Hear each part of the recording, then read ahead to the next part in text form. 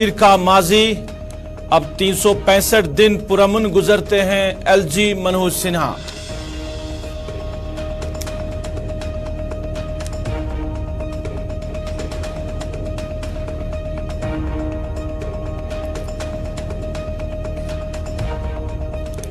शोपियान में गैर रियासती मजदूरों को गोलियों का निशाना बनाने पर आजाद ने किया अफसोस का इजहार। कहा सबको मिलकर आवाज उठाने की है जरूरत। 1931 के शोहदा ने शख्सी राज के खिलाफ आवाज उठाई थी, किसी धर्म के खिलाफ नहीं।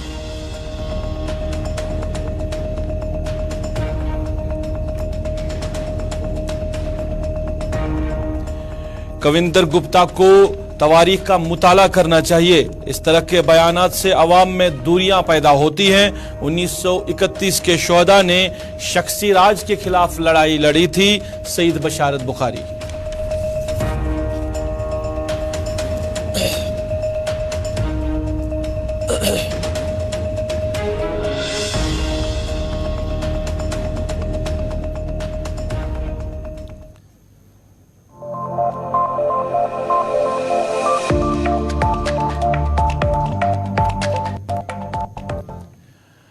बिस्मिल्लाहिर्रहमानिर्रहीम। अस्सलाम वालेकुम नाज़रीन, आप स्पेशल रिपोर्ट देख रहे हैं गुलिस्तान के श्रीनगर स्टूडियो से बराह रास्त अपने मेजबान सईद रूफ फारूकी के साथ। नाज़रीन, स्पेशल रिपोर्ट के आगाज में ही बात करेंगे किश्तवाड़ से एक बुरी खबर सामने आ रही है। किश्तवाड़ के कीरू हाइड्रो इलेक्ट्रिक प्रोजेक्ट में एक हादसा पेश आया। एक लोड कैरियर को हादसा पेश आया और बताया जा रहा है कि इसमें 3 लोग सवार थे, तीनों की ही मौके पर ही मौत हुई है। उसके बाद वहां पे लोगों की काफी तादाद पहुंची है। अभी क्या कुछ सूरत हाल है, बताया जा रहा है कि उनको तीनों को अस्पताल भी पहुंचाया गया है। अजय शान हमारे साथ फोन लाइन पे जुड़े हैं। अजय से तफसीलात देने की कोशिश करेंगे। अजय, कितने बजे यह हादसा पेश आया और जिन 3 लोगों की मौत हुई है उनका ताल्लुक कहां से है? ये हादसा पेश आया है, ये हाइड्रो इलेक्ट्रिक प्रोजेक्ट जो है चिनाब नदी पर बन रहा है, जहां पर जो पटेल कंपनी है उनकी तरफ से गाड़ी हायर की गई थी। तो वो गाड़ी जब डैम साइड की तरफ जा रही थी तो वहां पर ये रोल डाउन होकर नीचे पहुंची है, जिसमें 3 लोग सवार थे। इसमें एक ड्राइवर है और 2 वर्कर जो है पटेल कंपनी के हैं। ये तीनों जो थे शदीद रूप से जख्मी हो गए। हालांकि जो मुकामी वहां पर वर्कर्स थे उन्होंने इनको रेस्क्यू करके राश किया डिस्ट्रिक्ट हॉस्पिटल, लेकिन जब तक इनको अस्पताल पहुंचाया जाता उनकी मौत हो चुकी थी। अभी जो प्रिलिमिनरी रिपोर्ट आई है उसके मुताबिक एक किश्तवाड़ के आसपास के इलाकों के हैं जो वहां पर अपने जो रोजी कमाने गए हुए थे, लेकिन बदकिस्मती से आज जो हादसा हुआ उसमें अपनी जान गंवा बैठे हैं। जी रूप। चलिए, बहुत बहुत शुक्रिया तफसीलात देने के लिए। अजय, तीनों की मौत हुई है। ये कि इस प्रोजेक्ट पे काम कर रहे थे जो कि किश्तवाड़ में कीरू हाइड्रो इलेक्ट्रिक प्रोजेक्ट बन रहा है, उस पर ये तीनों काम कर रहे थे और हादसे का शिकार हुए और तीनों की वहां पे मौत हुई है। हालांकि उनको अस्पताल पहुंचाने की कोशिश भी की गई थी पर वो जख्मों की ताब न लाकर दम तोड़ बैठे।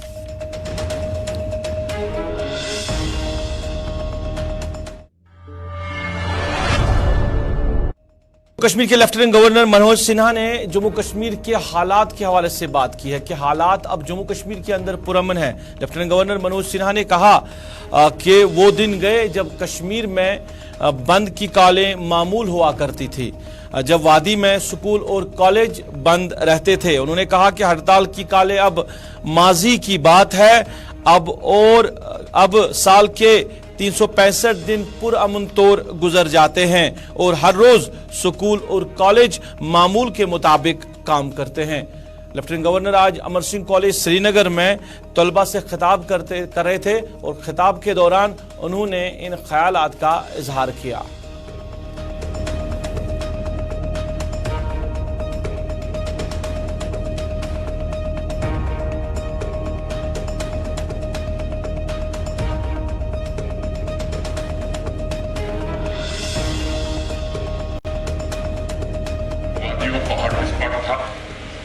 आज वो टूरिज्म और तरक्की के हॉट स्पॉट के रूप में जाना जाता है।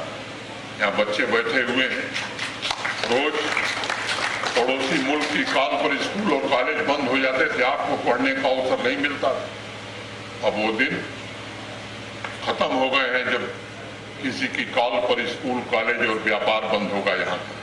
और मैं बच्चों से कहना चाहता हूँ कि आप ही आने वाले भारत के और जम्मू कश्मीर के भविष्य, इसलिए आप अच्छे ढंग से पढ़ें, आपकी पढ़ाई अच्छे से चले और आने वाले दिनों में आज आप अमृत काल में है, जब देश आजादी का अमृत महोत्सव से बाहर निकलकर शताब्दी वर्ष मनाए, तो इस भारत का नेतृत्व आप करें।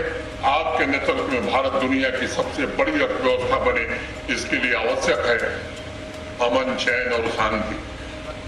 बिना शांति के, बिना अमन चैन के विकास के काम नहीं हो सकते। ये बात सबको अपने जहन में रखनी चाहिए। पिछले साल आपको मालूम है कि 1,88,00,000 टूरिस्ट जम्मू कश्मीर आए। मैं आपको एक बात कहना चाहता हूं, इस वर्ष ये संख्या 2 करोड़ से ज्यादा बढ़ने वाली है। आप सब जानते हैं कि 150 दिन पहले हड़ताल के होते थे। हर साल 1 जनवरी को बकायदा हड़ताल का कैलेंडर जारी किया जाता। अब 365 दिन जनजीवन सामान्य रहे, बिजनेस, स्कूल, कॉलेज और यूनिवर्सिटी सुचारू रूप से चले, इसकी हर कोशिश की गई है और इसमें सफलता भी मिली है।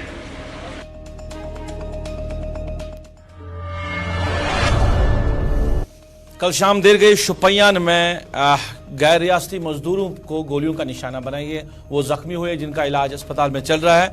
इस वाक़े पर डीएपी के सदर गुलाम नबी आज़ाद ने अफसोस का इजहार किया है। आज़ाद ने कहा कि इस तरह के वाक़ात के लिए हम सब को मिलकर आवाज़ उठाने की ज़रूरत है, क्योंकि ये लोग हमारे लिए यहाँ पे आते हैं और हम हमारा काम करते हैं। अगर अवाम इन मामलात पर आवाज़ उठाए तो वो बेहतर होगा। सियासतदान तो आवाज़ उठाते हैं, पर आवाम को सामने आने की ज़रूरत है। आज़ाद ने कहा कि इस तरह के वाक़ात पेश आने का मतलब है कि अभी भी जम्मू कश्मीर के अंदर मिलिटेंसी है, और कहीं ना कहीं इस मामले को लेकर उन्होंने सिक्योरिटी के हवाले से भी बात की कि सरकार के लिए मुमकिन नहीं है कि सबको सिक्योरिटी दी जाए, पर सिक्योरिटी लैप्स भी कहीं कहीं दिख रहा है। बाहर के मजदूर सिर्फ हमारी रियासत में नहीं आते हैं, हमारे मजदूर भी रियासत के तकरीबन 10-15 सूबों में जाते हैं काम करने के लिए। तो अगर हमारे मजदूरों के साथ ऐसा कोई करेगा तो हमको कैसा लगेगा। इसलिए जो भी शरपसंद अनासर इस तरह की हरकतें करते हैं, और उसके अलावा कश्मीर के पूरी आवाम, ये सिर्फ सियासी लीडरों तक महदूद नहीं रहना चाहिए ऐसी हरकतों को कंडम करने के लिए। कश्मीरी आवाम जिनके खेत में वो काम करते हैं, जिनके मजदूरी वो मकान बनाने में काम करते हैं, जिनके मेसन का तौर पे वो काम करते हैं, जिनके फ्रूट अक्टूबर-नवंबर के महीने में फ्रूट उतारने के लिए या पेटियां चढ़ाने के लिए ट्रकों में ऊपर नीचे चढ़ाने के लिए काम करते हैं, उन सबको कंडम करना चाहिए।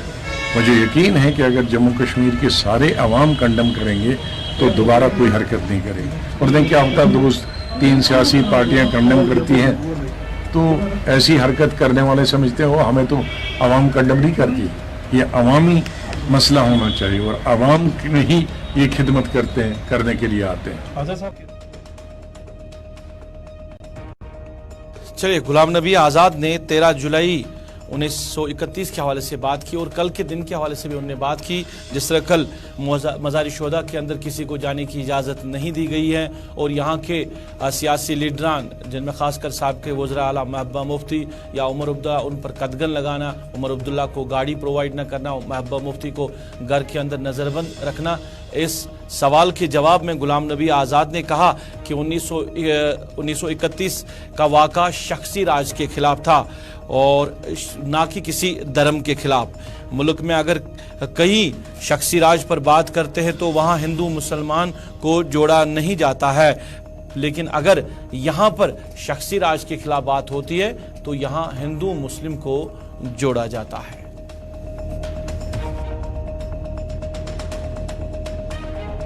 की बात गवर्नमेंट कर रही है। कल 13 जुलाई था, फॉर्मर 2 चीफ मिनिस्टर्स, एक तो पता नहीं किस तरह खिसक गया, वो पार्टी हेडक्वार्टर तक पहुंचा, दूसरी जो हमारी महबूबा मुफ्ती थी वो भी घर में थी, और कदगन भी थी जहां पर शहदाओं का मकबरा है।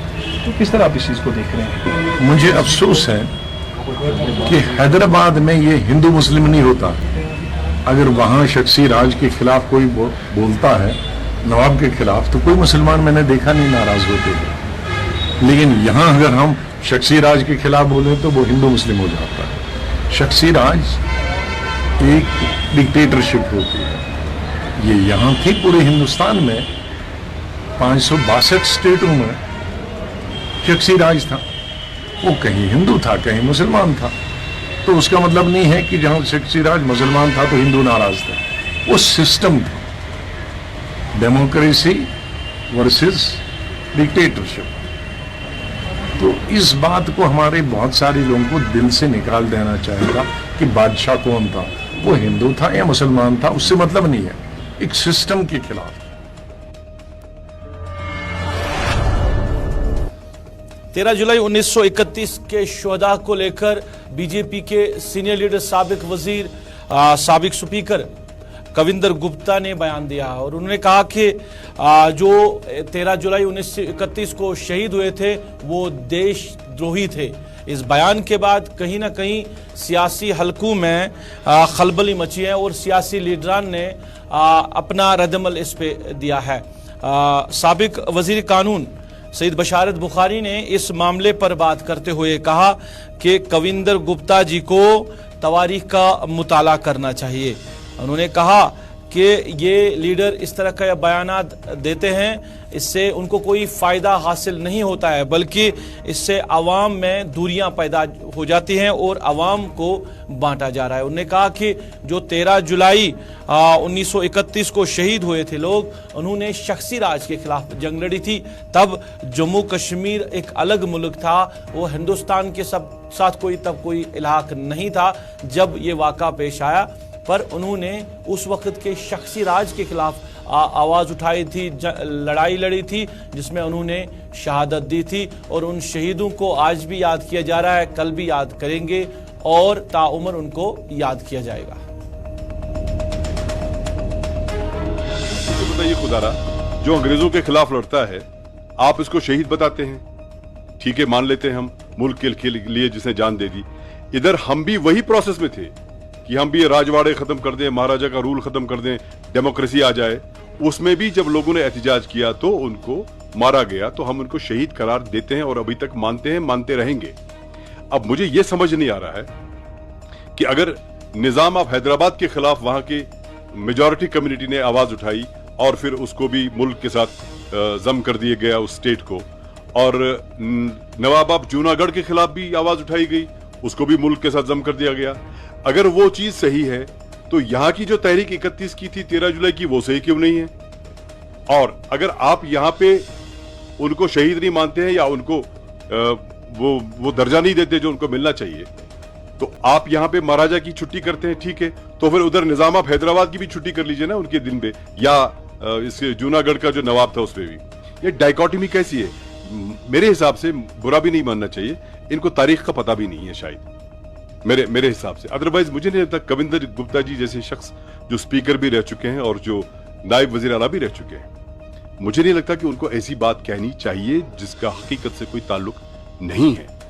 और जब 13 जुलाई 1931 की तहरीक थी, उसका उस वक्त के हिंदुस्तान के साथ कोई ताल्लुक नहीं था। जैसे यहां पे तहरीकें उठी हिंदुस्तान में, जो आज का हिंदुस्तान है या जो उस वक्त का हिंदुस्तान था, तहरीकें उठी, उसी तरह से जम्मू कश्मीर में भी तहरीक उठी। उसको अब कैसे जस्टिफाई करेंगे, इसको कहते हैं ये नहीं है, तो मेरे हिसाब से वो भी जस्टिफाइड है। पीडीपी के लीडर इकबाल त्रंबू ने इस बयान पर मजम्मत की है और कहा है कि इस तरह के बयानात का मकसद है अवाम को गुमराह करना।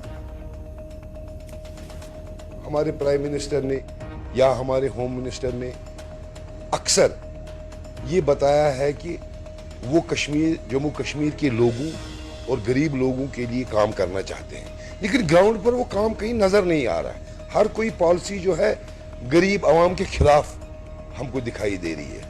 कहीं ना कहीं हम मानते हैं कि ये जो यहाँ की लोकल बीजेपी लीडरशिप है, ये जो फीडबैक मरकजी सरकार में देते हैं, ये सही फीडबैक नहीं देते हैं। इसकी आपने अभी ये मिसाल दे दी। ये हम सब लोगों को मालूम है कि ये जो 13 जुलाई 1931 को हुआ है, ये क्या हुआ है? ये एक मोनार्की के खिलाफ एहतिजाज था, अपराइजिंग थी, क्योंकि दुनिया में माना जाता है कि जमहूरियत ही सबसे अच्छी हुकूमत करने का तरीका है। तो उस जमहूरियत के लिए ये अपराइजिंग थी जिसमें 23 जो है जवान शहीद हो गए। तो सिंबॉलिकली ये इसलिए ये शहादत हम मनाते हैं ताकि जमहूरियत जिंदा रहे, सारे मुल्क में जमहूरियत जिंदा रहे। इधर डीपीएपी के तर्जुमान सलमान निजामी ने कविंदर गुप्ता के बयान पर भी बात की। उन्होंने कहा कि कविंदर गुप्ता जी को याद होना चाहिए, जब बीजेपी पीडीपी सरकार थी तब भी ये दिन मनाया जाता था, तब भी वुज़रा मज़ार पे जाते थे, तब भी वज़ीर आला मज़ार पे जाते थे और फातिहा खानी करते थे। तब इनको ये बयान देना चाहिए था। आज इस बयान देने का क्या मकसद है? उन्होंने 13 जुलाई 1931 को जो लोग शहीद हुए हैं वो अजीम है और उन्होंने एक अजीम मर्तबा पाया है। देखिए, जो 22 कश्मीरी हमारे जो मार्टियर्स थे, ये दिन उस वक्त भी मनाया गया था जब बीजेपी और पीडीपी की हुकूमत थी और कविंदर गुप्ता साहब जो हैं डिप्टी चीफ मिनिस्टर थे, स्पीकर थे। उस वक्त उनको याद नहीं रहा? ये आज बयान दे रहे हैं, उस वक्त क्यों नहीं बयान दिया? उस वक्त तो बीजेपी पीडीपी के साथ शामिल थे। तो बीजेपी को समझना चाहिए कि यहाँ लोगों के सेंटिमेंट्स यहाँ के शहीदों के साथ हैं जो उस वक्त दौरे हुकूमत के खिलाफ मुजाहिरे हुए। तो इसलिए कश्मीर के लोग जो हैं उनको जो मार्टियर्स हैं, जो शहीद हैं, उनको खराज अकीदत पेश करने के लिए सरकार दावा कर रही है कि जो त्राल का शिकारगाह है वो दुनिया का पहला हांगुल ब्रीडिंग सेंटर बनाया गया है और 12 साल के अंदर मुकम्मल हो चुका है। ये सरकार कह रही है, महकमा दावा कर रहा है कि ये दुनिया का पहला वाहिद ब्रीडिंग सेंटर है जो कि जम्मू कश्मीर के जिला पुलवामा के त्राल के अंदर अब बनाया गया है और 12 साल के अंदर ये मुकम्मल हुआ है और इस पे करोड़ों रुपया खर्च किया गया है। मगर जो हमारे पास रिपोर्ट्स है, बताया जा रहा है कि इस ब्रीडिंग सेंटर के अंदर कोई भी हांगुल नहीं है आज के डेट में। अगर हांगुल नहीं है तो ब्रीडिंग सेंटर किस चीज़ का, इस पे हम बात करेंगे। शेख कौसर मेरे साथ बराह रास्त जुड़े हैं। कौसर से हम जानना चाहेंगे, कौसर खैर मकदम है आपका। त्राल के अंदर बताया जा रहा है कि जो शिकारगाह है, शिकारगाह के अंदर वाहिद एक दुनिया का ब्रीडिंग सेंटर बनाया गया है जिसमें करोड़ों रुपया खर्च किया गया है और ये सरकार दावा कर रही है, महकमा दावा कर रहा है। पर आज के डेट में क्या इस ब्रीडिंग सेंटर के अंदर कोई हांगुल है? जी बिल्कुल रूफ, आपको मैं बताना चाहूंगा। इस टाइम में जीरो ग्राउंड से आपको डिटेल्स दे रहा हूँ। ये जो आप मेरे hangul conservation breeding centre शिकारगाह Tral है, जो कि 2011-2012 में इस पे करोड़ रुपए खर्च हुए हैं।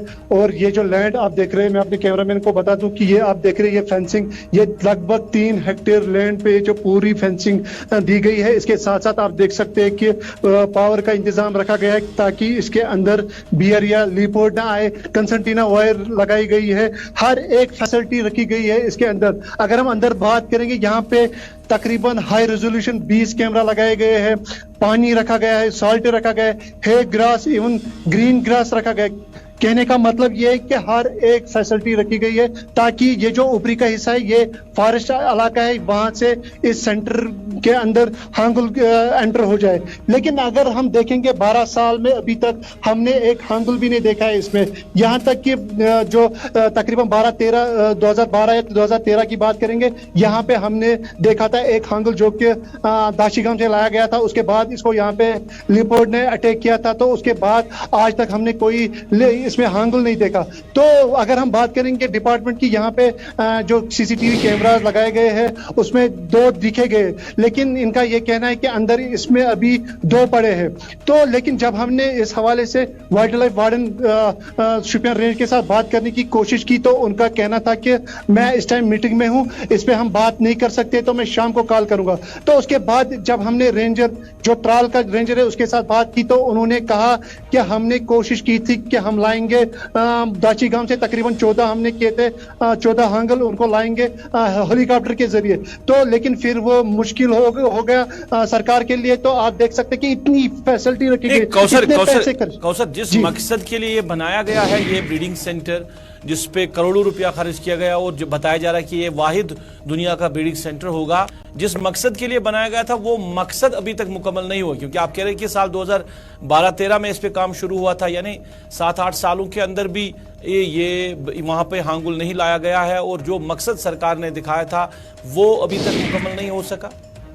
जी बिल्कुल, अगर हम बात करेंगे, हमने भी मतलब पिछले 11-12 सालों से हम देख रहे हैं यहाँ पे कोई भी हांगुल दिखाई नहीं दे रहा है। यहाँ तक कि जो लोकल्स है वो बॉर्डर के ऊपर जो इलाका है, फॉरेस्ट इलाका है, वहां पे है, लेकिन जो है सेंटर है जिसपे लाखों करोड़ रुपए लागत बार बार जो हर महीने इस पे खर्च कर रहे हैं, लेकिन इसके अंदर अभी तक कोई नहीं है। लेकिन जब हम सीसीटीवी फुटेज दिखा रहे, जो डिपार्टमेंट है वो सीसीटीवी फुटेज दिखा रहे, उसमें बता रहे कि 12 सालों में सिर्फ 2 हांगुल इसमें अभी तक मौजूद है। लेकिन जब हमने इनके साथ बात की, इनको बोला कि हम अंदर जाएंगे, अंदर देखेंगे, तो जो यहाँ पे चलिए बहुत शुक्रिया, उन्होंने टोटली इनकार कर दिया। त्राल के अंदर शुकारगाह में जो ब्रीडिंग सेंटर बनाया गया, हांगुल ब्रीडिंग सेंटर, जिस मकसद के लिए बनाया गया था, जिस मकसद के लिए करोड़ों रुपया खर्च किया गया, वो मकसद अभी पूरा नहीं हुआ, क्योंकि बताया जा रहा है कि 12 सालों के अंदर कोई भी हांगुल वहां पे नहीं लाया गया है। कोशिशें की गई थी कि दाचीगाम से लाए, पर अभी तक ना ला सके। तो करोड़ों रुपया किस वजह से खर्च किया गया है, ये आवाम सवाल कर रही है।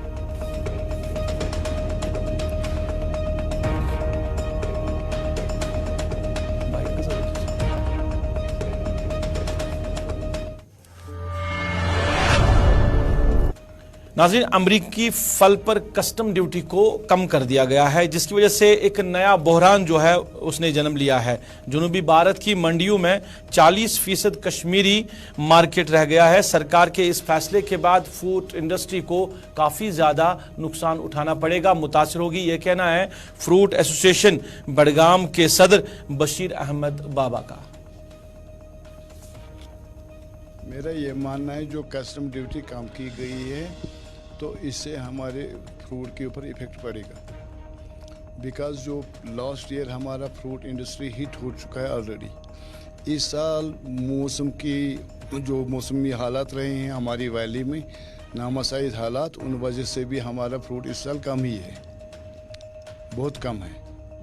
तो अब लोग इस साल तो उस कम क्रॉप पे भी उम्मीद कर रहे हैं कि थोड़ा बहुत हमारा रेट ठीक रहेगा, तो दुनिया उम्मीदों पे ही कायम है। तो अगर वहाँ से जो इंपोर्ट होगा फ्रूट, अगर वो ज़्यादा खपत में आएगा तो नेचुरली हम उससे मुतासिर होंगे ही, कश्मीर वैली के जो ग्रोवर्स हैं। जबकि हम भी कह रहे हैं, सरकार भी कह रही है, ये बैकबोन ऑफ स्टेट है फ्रूट इंडस्ट्री, तो जो अब रोज़गार के वसाइल भी पैदा कर रहा है हमारी रियासत में। जिस किसान के पास फ्रूट है तो उसके बच्चे भी अब नौकरी की जगह तो वो वही संभालते हैं, तो उनको भी रोज़गार मिलता है बेचारों को। तो मैं समझ रहा हूँ कि सरकार को हमारी अपील रहेगी कि ये जो फैसला लिया है कस्टम कम करने का, इस पे थोड़ा गौर करें। ये जो हमारी रियासत का फ्रूट है ये थोड़ा बहुत अपने मुल्क में ही नहीं बल्कि मुल्क से बाहर भी। चलिए, इसके साथ ही अभी तक की स्पेशल रिपोर्ट में बस इतना ही। आप गुलिस्तान न्यूज़ के साथ जुड़े रहे, गुलिस्तान न्यूज़ पे खबरों का सिलसिला जारी रहेगा। अभी तक के लिए अपने मेज़बान को इस वादे के साथ दीजिए इजाज़त। आप खुश रहेंगे, आबाद रहेंगे, हमें भी अपनी नेक दुआओं में याद रखेंगे। अल्लाह आपका, हमारा सबका हाफिज़ व नासिर।